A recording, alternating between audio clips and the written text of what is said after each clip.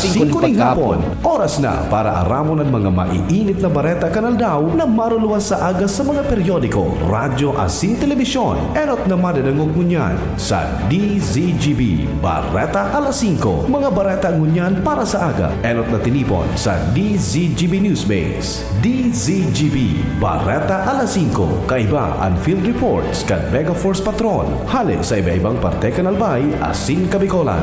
Ngunyan, uya ang sa idong tagapagbareta. Maray na hapon alas 5 na po nin pagkahapon. Ako po ang sa indong magiging tagapaghatod bareta, si Pio Fernandez.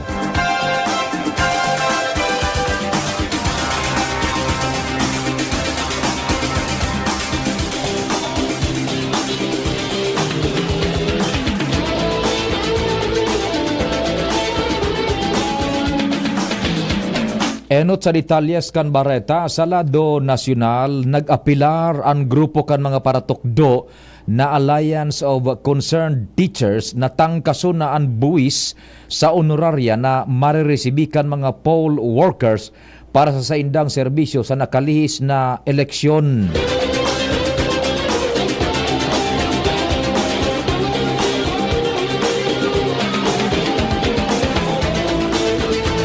Sa indapang hinagan na tauan sinda kan kaipuhan na bayad para sa saindang overtime.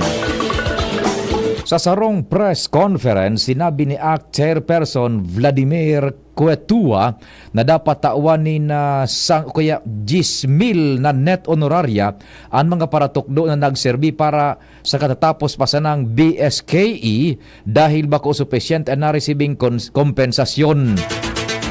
Sigun sa Commission on Elections, ang chairman asin electoral board members na nagserbi sa BSKE ang maresibinin 10,000 para sa chairman asin 9,000 man para sa mga members na honoraria. Ini ang masalangkaw kumpara sa dating 6,000 asin 5,000 na itinao kan nakalihis na mga eleksyon. Tini numan ang grupo kaya kan grupo ang 20% buwis na ikakalta sa mga honoraria.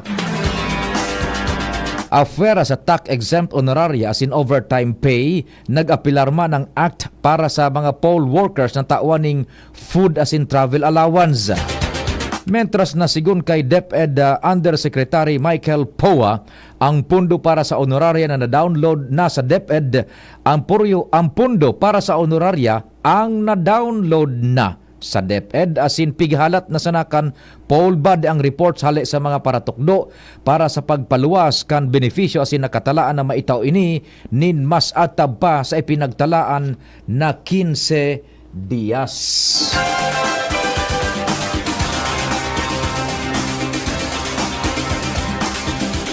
Mientras tanto, pighandaan na kan manihamiento kan Buendia Bus Terminal ang paguli na naman kan mga biyaherong hali sa probinsya pagkatapos kan obserbasyon kan undas. Sigun kay DLTB Company Terminal Manager Lindon Salvador, tigpupo na nanindaan koordinasyon sa manlain-lain na home-based terminals para sa mga probinsya para sa ligtas na pagbabalik kan mga biyahero sa Metro Manila. Sinabi ni Salvador na Nobyembre 3 mapuunaan mga urulian kan mga nagbakasyon sa mga probinsya asin madurar ini sagkod Nobyembre 7. Inabisuhan naman ni Salvador ang mga pabalik sa Manila na pilion ang oras kan pag-uli asin mas maray na ataban o kaya magpaudyan para daisinda madipisilan asin maipit sa grabing traffic. Siniguro naman kan mga bus terminals na may supisyente sindang bus na mahatod sa mga mauli sa Metro Manila. Dagdagan tang istorya sa lado lokal, nasa linya si Chief Jimmy Nasalita. Chief Jim, marhay na hapon, please go ahead. Na kabandera ngunyan an likurban basado digdi sa mga nakakahuro niya itong mga pulis na padagos ang ngunyan na nagpapatrolya, nagre-reparo sa mga sementeryo na pinagdidisiganar ninda ang mga nagtitirinda ni mga alak na dahil magpabakal. Pero naiintindihan man ka na mga pulis na talagang maski puro papano, igwang papalusot o lusot na magpabakal o magbakal dahilan ta talagang panahon mo niyan kitiriponin na pamilya asin an sentro iyo an itong mga mahal sa buhay na naghali na digdi sa kinaban. Ang importante sa nasusog digdi sa mga pulis, medyo terusman an sa indang kumbaga igwaman nin dit na konsiderasyon. Ang importante sana medyo pino sana na hiro dahil ki mga remalaso o mga pasali na mangyayari ngunyan sa mga sementeryo. Pero talagang ang kamawutan nila kung pwede pa sana dahil talaga magkaigwanin irinuman sa lalo na sa laogan mga sementeryo. Mga dagdag na informasyon, Jimmy, na salita di si GB News. Thank you so much, Chief Jim. Mientras tanto, balik kita sa lado nasyonal, lauman kan mga tao ang mas malangkaw na presyo kan liquefied petroleum gas o LPG ngunya na Nobyembre. Sinabi kan Petro na nagpautob sindanin 45 sentimos kada kilo na paglangkaw sa household LPG pun kasubagong alas 12:01 nin maagahon Nobyembre 1. Ang nasabing adjustment ang kapareho sa 4 pesos punto 95 sentimos na paglangkaw sa presyo kan sarong tipikal na 11 kilogramo na tangke ning LPG. Dahil ini sa international contract price kang LPG para ngunya na Nobyembre. Nakatalaan naman na mag-anunsyar ning price adjustment sa LPG an ibang mga kumpanya ngunyan na aldaw.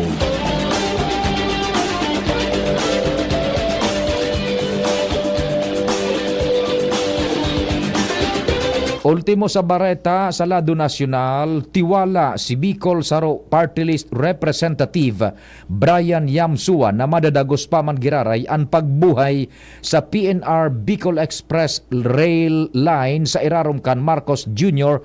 Administration.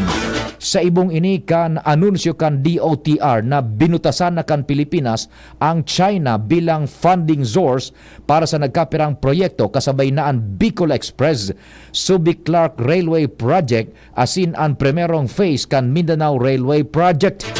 Sigun kay Yamsuan, saro sa patutuon na porsigido ang gobyerno na idagos ang proyekto ang groundbreaking kang resettlement site para sa mga residentes kan Laguna asin Quezon na mamaapektaran ka nasabing rail project.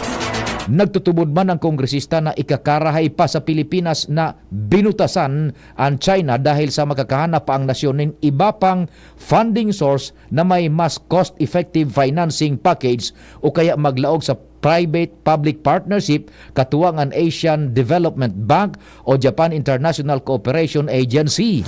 Enot nang nangapudan si Yamsuan sa local private companies na tabangan asin ponduhan ang planong pagbuhay sa Bicol Express. Bareta sa ibang nasyon ipigbulgar kan militanteng Hamas sa mediators na papalibrehon na ninda ang nagkapirang mga dayuhan na bihag sa mga masunod na aldaw. Ini ang pinagkonfirmar ni Abu Ubaida, ang tagapagtaram kan armed wing group na Hamas na Al-Qassam Brigade. Day naman pigunambitan kan tagapagtaram ang detalye kung pirang bihag asin anong mga nasyonalidad kaini. Pigtutubudan na maabot sa 240 ang mga bihag kan Hamas sa Gaza sa presente.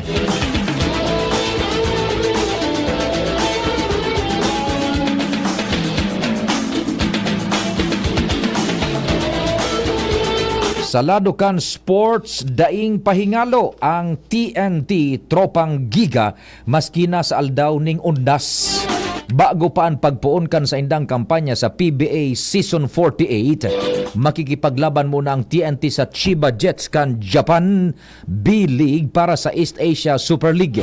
Sa ultimong pag-ampangan kan Oktubre 11 sa Japan, dinaog kan Chiba ang TNT sa skor na 93-75. Piglalauman man na mabawi ang TNT lalo na tamakawat ng unyan sina Calvin Oftana, Jewel Ponferrada, Ronde Hollis Jefferson asin Quincy Miller. Aasahan man kan Chiba ang imports na sinda Justin Mutz asin DJ Stephens para baluon na palawigon pa sa indang winning streak. Gigibon ang laban taod-taod alas 7 nin Banggi sa Santa Rosa Sports Complex sa Laguna. Sa pangarang ka nagsururat ka ng informasyon sa pamamayo ni News Director Mardela, Angel Mustaza, Jen Matthew Balyaran, Mega Force Patrol, Tata Nems Flora sa Technical Control, sa IT si Jerome Martinez. Ako po si Pio Fernandez. Salamat, marhay na hapon. Para sa liver lovers, Liverade